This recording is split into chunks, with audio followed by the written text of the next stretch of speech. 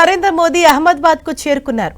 విమాన ప్రమాద స్థలానికి వెళ్లారు. ఘటనా స్థలాన్ని పరిశీలిస్తున్నారు. అక్కడి నుంచి అహ్మదాబాద్ సివిల్ ఆసుపత్రికి వెళ్లనున్న మోదీ బాధితులను పరామర్శిస్తారు. నిన్నటి నుంచి ప్రమాద ఘటనపై ఎప్పటికప్పుడు ప్రధాని మోదీ ఆరా తీస్తున్నారు.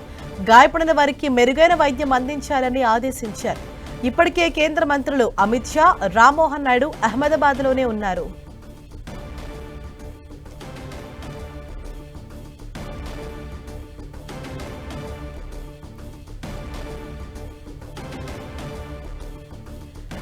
విమాన ప్రమాదంపై ప్రధాని మోదీ ఆరా తీస్తున్నారు. గాయపడిన వారికి మెరుగైన వైద్యం అందించాలని మోదీ ఆదేశించారు. ఇప్పటికే అహ్మదాబాద్లో కేంద్ర మంత్రులు అమిత్ షా అలాగే రామ్మోహన్ నాయుడు ఉండి పరిస్థితిని ఎప్పటికప్పుడు పర్యవేక్షించడంతో పాటు అధికారులకు సైతం వాళ్ళు ఇన్స్ట్రక్షన్స్ జారీ చేస్తూ ఉన్నారు. మరింత సమాచారంతో మా ప్రతినిధి గోపి మనకు అందుబాటులో ఉన్నారు. గోపి, ప్రస్తుతం అక్కడ నెలకొన్న సిచ్యుయేషన్ ఏంటి? ప్రధాని మోదీ కూడా అక్కడ ఘటనా స్థలికి చేరుకున్నారు కదా, సో ఓవరాల్ డీటెయిల్స్ ఇవ్వండి. హరీష, కాసేపటి క్రితమే ప్రధాని మోదీ ఘటనా స్థలానికి చేరుకోవడం జరిగింది.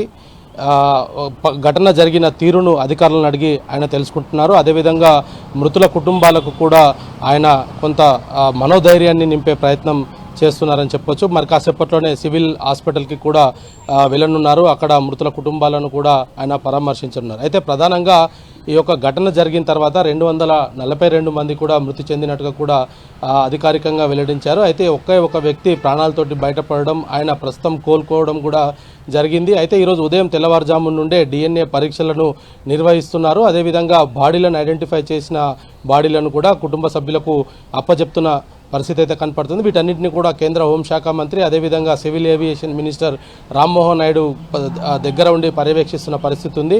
అయితే ఒక కమిటీని కూడా ఏర్పాటు చేయడం జరిగింది. 4 IAS అధికారులతోటి ఈ యొక్క విచారణ, అదేవిధంగా ఘటన జరిగిన తీరు, ఆ తర్వాత పరిణామాలపైన కూడా ఈ 4 కూడా దీనిపైన పనిచేయనున్నారు. అయితే ముఖ్యంగా టేకాఫ్ అయిన నిమిషంలోనే ఏ విధంగా విమానం కుప్పకూలిపోయిందన్న దానిపైనే ప్రధానంగా అనేక ప్రశ్నలు తలెత్తున్న పరిస్థితి ఉంది. ఒకవేళ సాంకేతిక లోపం తలెత్తితే 2 ఇంజన్స్ ఉంటాయి. ఆ 2 ఇంజన్స్లో ఒక ఇంజన్ ఉన్నా కూడా అది ఇండియా నుంచి ఇంగ్లాండ్ వరకు కూడా వెళ్ళే సామర్థ్యం ఉంటుంది. కాబట్టి ఈ 2 ఇంజన్లు ఒకేసారి ఏ విధంగా ఫెయిల్యూర్ అయ్యాయన్న దానిపైన కూడా కొంత ఇన్వెస్టిగేషన్ కొనసాగుతుంది. మరొక వైపు ఈ బ్లాక్ బాక్స్కి సంబంధించి కూడా కొంత కీలక సమాచారము అందులో నిక్షిప్తమై ఉంటుంది. దానికి సంబంధించి కూడా ఇటు NSG అధికారులు దాన్ని స్వాధీనం చేసుకోవడం జరిగింది. ప్రస్తుతం బ్లాక్ బాక్స్లో ఎటువంటి సమాచారం ఉంది అన్న దానిపైన కూడా ఇంకా ఒక క్లారిటీ రావాల్సి ఉంది. అయితే ప్రత్యక్ష సాక్షి రమేష్ నిన్న చెప్పిన కథనం ప్రకారం మాత్రం టేకాఫ్ అయిన నిమిషంలో, టేకాఫ్ అవ్వగానే 30 సెకండ్లలోనే భారీ శబ్దం వినిపించింది. ఆ తర్వాత వెనువెంటనే చెల్లాచెదురుగా ఆ విమానం అంతా కూడా ఒక్కసారిగా కుప్పకూలిపోయి మంటలు భారీగా ఎగిసిపడ్డాయనేది కూడా ఆయన చెప్పడం జరిగింది. అయితే ఈ ఘటన ఏ విధంగా జరిగింది, జరగడానికి గల కారణాలు ఏంటి అన్న దానిపైన కూడా ఇప్పటికే ఇన్వెస్టిగేషన్ టీమ్స్ను ఏర్పాటు చేయడం జరిగింది. దానికి సంబంధించి కూడా ఎక్స్పర్ట్స్ కూడా ఘటనా స్థలంలో కీలక ఆధారాలను, ఘటన జరిగిన తీరును కూడా ప్రస్తుతం శోధిస్తున్న పరిస్థితి ఉంది. మరొక వైపు గోపి, అంటే ఈ ప్రమాదం పైన ఇన్వెస్టిగేషన్ చేసేందుకు బ్రిటిష్ ఏజెన్సీ రంగంలోకి దిగినట్టు తెలుస్తోంది. అంటే బ్రిటిష్ ఏజెన్సీతో పాటు ఇంకా ఏ సంస్థలు ఈ దర్యాప్తులో భాగమవుతున్నాయి? హరీష, బ్రిటిష్ ఎయిర్లైన్స్కి సంబంధించింది కాదు, ఇటు అమెరికాకు సంబంధించిన ఇన్వెస్టిగేషన్ ఏజెన్సీస్, అదేవిధంగా బ్రిటిష్ ఎయిర్లైన్స్కి సంబంధించిన ఇన్వెస్టిగేషన్స్, భారత్కి సంబంధించిన ఏజెన్సీస్ కూడా పూర్తిగా దీంట్లో నిమగ్నమై ఉన్న పరిస్థితి ఉంది. ఎందుకంటే ఇది ఈ ప్రమాదం జరగడానికి గల కారణాలు దీంట్లో చాలా ప్రశ్నలను తలెత్తుతున్న పరిస్థితి అయితే ఉంది. ఎందుకంటే టేకాఫ్ కాక ముందుకు ఇటు మన రాడార్ సిస్టమ్స్కి సంబంధించి కావచ్చు, అదేవిధంగా ఈ యొక్క పూర్తి పర్మిషన్స్ అంటే టేకాఫ్ కాక ముందుకే ఇటు ఏవియేషన్స్కి పూర్తి సమాచారం పైలట్ ఇస్తారు. అన్ని విభాగాలు పనిచేస్తున్న తర్వాతే రన్వే పైకి విమానాన్ని తీసుకువెళ్తారు. అయితే ఇవన్నీ కూడా మొదట చెక్ చేసిన తర్వాత అవన్నీ కూడా సక్రమంగా పనిచేసిన తర్వాతే టేకాఫ్కు ఈ యొక్క ఎయిర్ ఇండియా విమానం రన్వే పైకి వెళ్ళడం జరిగింది. రన్వే పైకి వెళ్ళిన తర్వాత మరి ఎటువంటి సాంకేతిక లోపం తలెత్తినా వెంటనే దాన్ని నిలిపివేసే ప్రయత్నం కూడా పైలట్లు చేస్తారు. అయితే 2 పైలట్స్ కూడా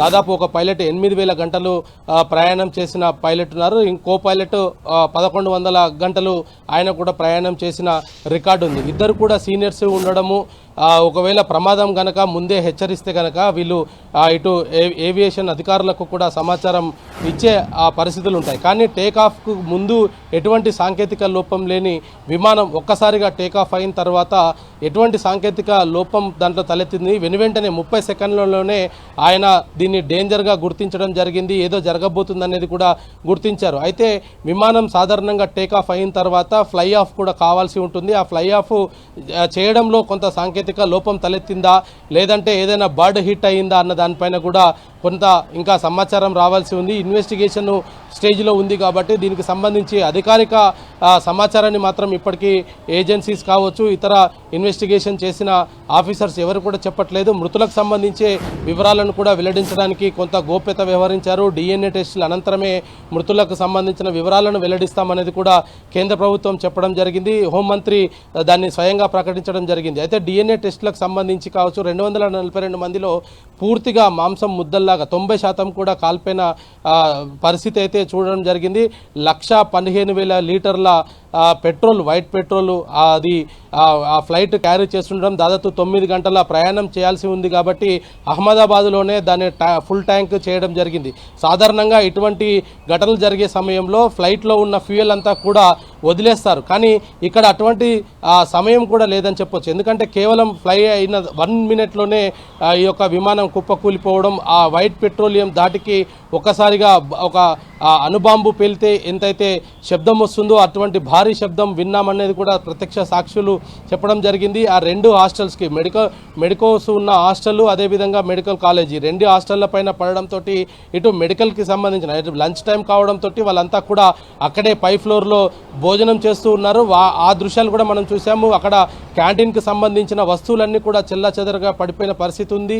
అదేవిధంగా స్లాబ్ పూర్తిగా ధ్వంసమైన పరిస్థితి అయితే చూసాము. అయితే మొదట ఈ యొక్క హాస్టల్ని ఢీకొట్టిన తర్వాతే ఫ్లైట్ ముందుకు పోయి బ్లాస్ట్ అయింది అనేది కూడా అక్కడ మనకు ఆ సీన్ చూస్తే మనకు చాలా స్పష్టంగా అర్థమవుతుంది.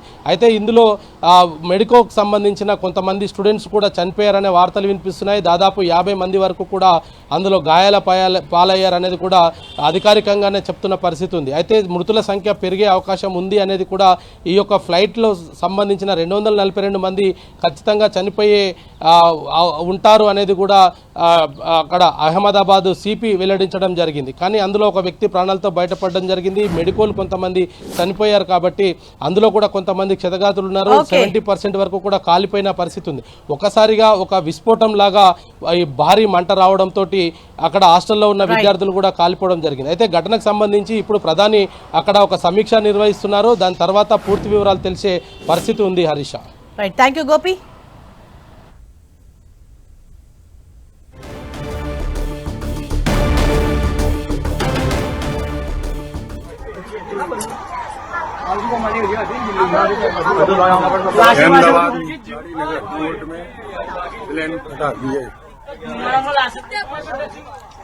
మనం 10 టీవీ స్క్రీన్ పైన చూస్తున్నాం. విమాన ప్రమాద స్థలాన్ని దర్యాప్తు బృందాలు అక్కడ చేరుకొని స్పాట్ కు చేరుకొని వారు పరిశీలిస్తూ ఉన్నారు. ఇప్పటికే భారత ఏజెన్సీ అలాగే బ్రిటన్ ఏజెన్సీ సంయుక్తంగా కూడా ఈ ప్రాంతాన్ని అయితే పరిశీలిస్తున్నారు. ఇంకా ఫర్దర్ ఇన్వెస్టిగేషన్ అన్నది చేయాల్సి ఉంది. అంటే అసలు ఈ ప్రమాదం ఏ విధంగా జరిగింది, 2 ఇంజన్స్ కూడా ప్రాపర్గా ఉన్నప్పుడు అసలు ఎక్కడ ఫెయిల్యూర్ అన్నది జరిగింది, బ్లాస్టింగ్కు దారితీసిన కారణాలు ఏంటి, 2 పైలట్స్ కూడా ఎక్స్పర్ట్స్ కాబట్టి అసలు ఫెయిల్యూర్ అన్నది ఎక్కడ వచ్చిందన్న దానిపైన కూడా దర్యాప్తు చేస్తున్నారు. ఇప్పటికే కాక్పిట్లో ఉన్నటువంటి బ్లాక్ బాక్స్ను స్వాధీనం చేసుకున్నారు కాబట్టి అందులో ఇన్ఫర్మేషన్ కీలకం కాబోతోంది.